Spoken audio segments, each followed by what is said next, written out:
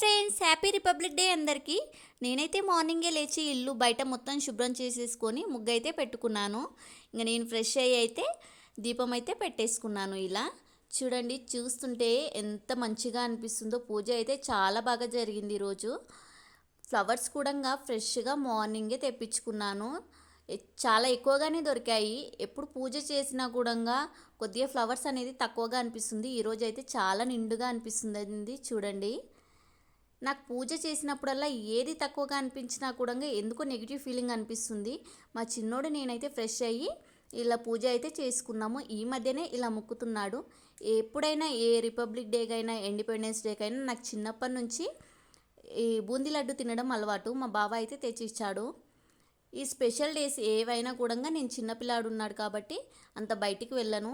ఇలా ఇంట్లోనే పూజ చేసుకుంటాను. మరి మీరు కూడా నాలాగా ఎవరైనా ఉన్నారా?